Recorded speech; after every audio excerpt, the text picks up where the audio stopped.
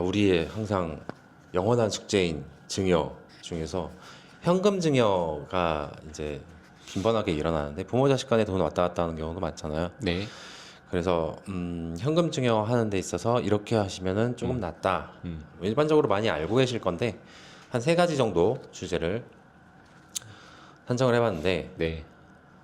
첫 번째로 다들 알고 계시다시피 증여세는 10년 단위로 리셋이 돼. 네. 그래서 10년마다 증여하시는 게 제일 유리하고 자 예를 들면은 이제 세무사 우리가 강의 들을 때 강사님들이 얘기해 주신 부분인데 자 우리가 세무사가 됐을 때 돈을 이제 좀 벌고 애를 낳으면 낳자마자 증여를 일단 한 번 2천만 원 하고 네.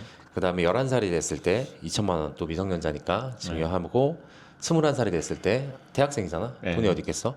그래서 5천만 원을 증여하고 그다음에 31살이 되면 이제 이제 네가 사회에 나가는구나 하면서 기념으로다가 5천만 원 딱 증여를 하면 네. 40살 넘으면은 이제 지가 알아서 해야지. 증여받으면 안 되지. 그러면은 총 31살 됐을 때 1억 4천만 원 정도가 애한테 형성이 돼. 네. 물론 이제 이걸 어떻게 운용하느냐 아니면은 요거를 애 몰래 통장 다른 데다가 넣어놓느냐 요거는 또 별개의 문제로 애가 알면은 꺼내 쓰겠죠. 네. 그러면은 뒤지게 맞아야지. 그래서 그렇게 10년 동안 증여하면 1억 4천만 원이라는 돈을 애가 31살이 됐을 때 마련해 줄 수가 있고 네. 지금 우리 세대의 가장 큰 이슈 중에 하나는 물론 이제 부모 세대 때도 그랬었겠지만 우리 세대의 큰 이슈 중에 하나는 내 집 마련이란 말이야. 그렇죠. 특히나 지금은 비싸 집이 많이 옛날보다. 비싸죠. 내 기억으로 내가 여기 풍납동에서 계속 살았지만 내 기억으로 우리가 처음 부모님 서울 올라오셔서 처음 집 샀을 때 네. 지금 여기 있는 한강북동 아파트 거기가 이제 이전에 재건축되기 전에 사셨는데 8,800만 원 주고 사셨거든. 몇 년 전이죠, 그러면? 오래됐지. 한 네. 30년, 40년. 그게 내가 88년도에 서울 올라와서 내 기억에 92년인가 90년인가 91년인가 뭐 그때쯤에 처음으로 아파트를 샀던 걸로 기억해. 전세 살다가 오.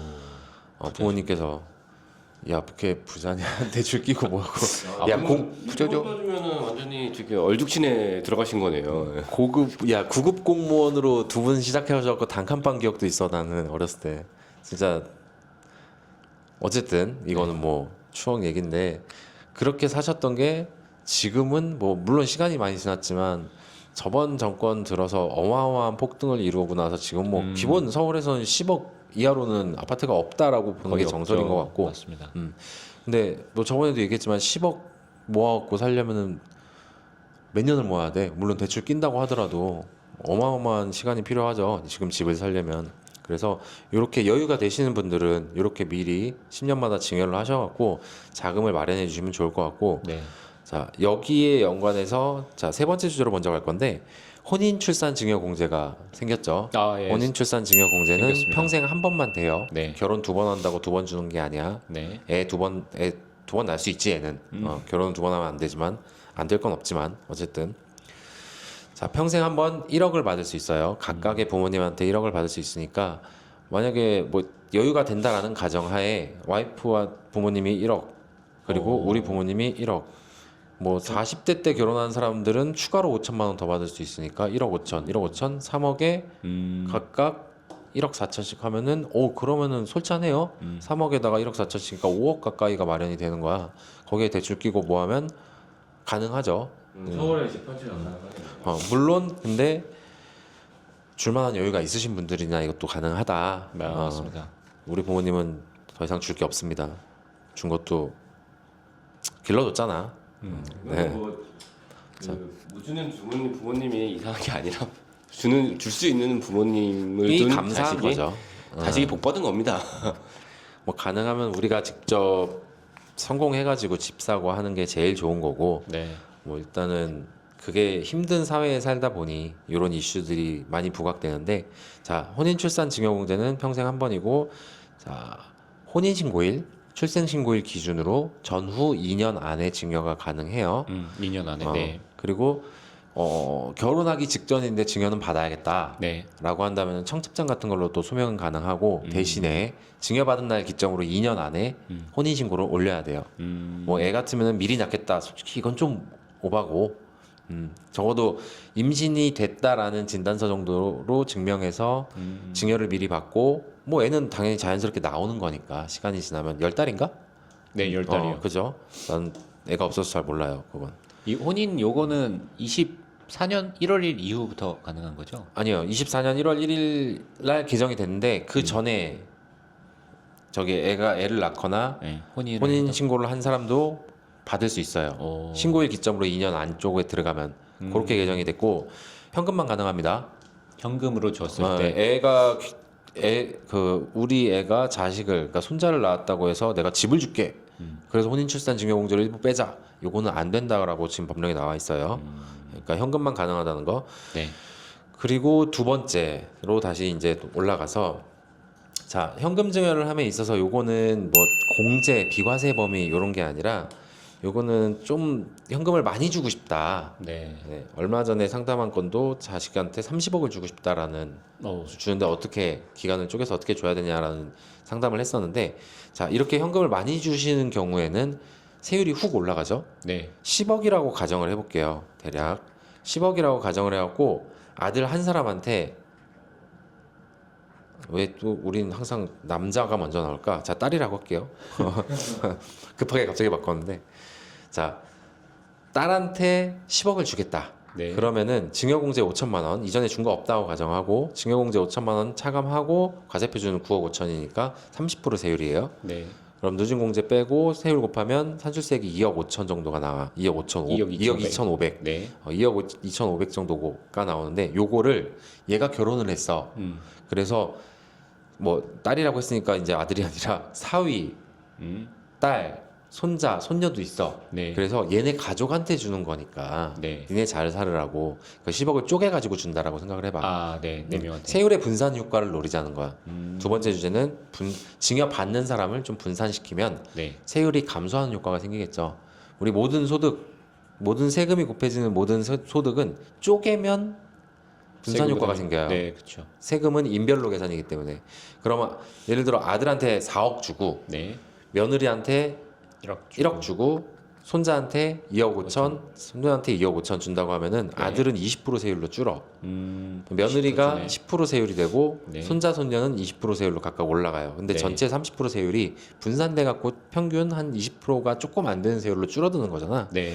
거기에서 절세 효과가 발생해. 그래서 아들 같은 경우는 20% 세율이 돼서 4억 받으면 6천만 원 세금이 나오고 네. 며느리는 1억 받아가지고 1천만 원 기타 친족이니까 네. 1천만 원 공제하고 10% 세율에 900만 원 네. 증여세가 나오고 손자는 2억 5천인데 거기에서 미성년자라고 가정할게요. 그러니까 미성년자이니까 2천만 원 제외하고 2억 3천에 20% 그럼 4,680만 원 정도. 손녀도 마찬가지 같은 금액이니까. 네. 그럼 총 세부담이 아까 2억 2,500이었잖아. 네. 그러면은 1억 6,200으로 네. 확 감소를 해. 한 6천만 원 줄어드네요. 근데 만약에 여기서 애들이 성인이라고 생각을 해보자. 네. 그러면 그 효과가 좀 더 커져서 같은 금액으로 4억, 1억, 4억, 1억, 2억 5천, 2억 5천씩 해서 증여를 하면 손자 손녀에서 세율이 변화하죠. 네. 자 아들은 4억 받아갖고 6천만 원 세금 그대로고 그대로죠. 며느리도 900만 원. 딸이었는데 아씨.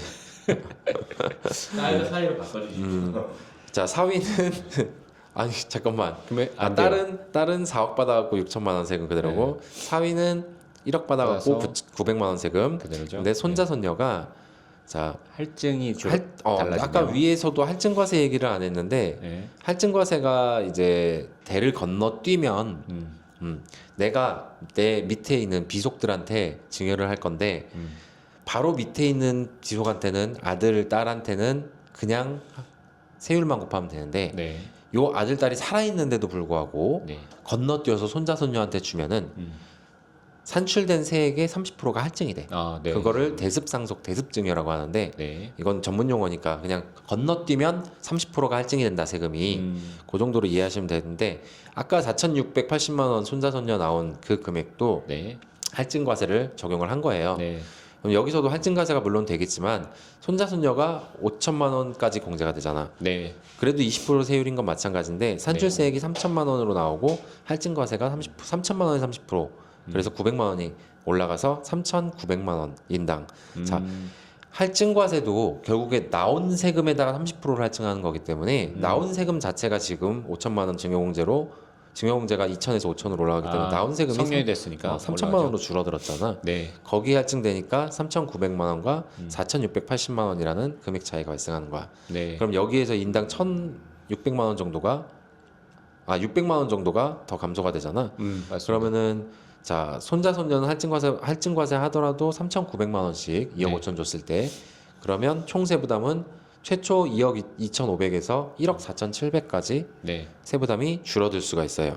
그래서 자 정리하자면은 첫 번째로 10년마다 증여하면은 비과세로 우리는 1억 4천이라는 30년이라는 세월이 필요하지만 1억 4천이라는 증여 자금을 증여를 할 수 있고 비과세로. 네. 그 다음에 큰 돈을 주고자 하시는 분들은 그 받는 사람이 가족이 있다면 분산해 버리면 그러면 세율 효과가 낮아짐으로써 세액이 더 절세가 된다.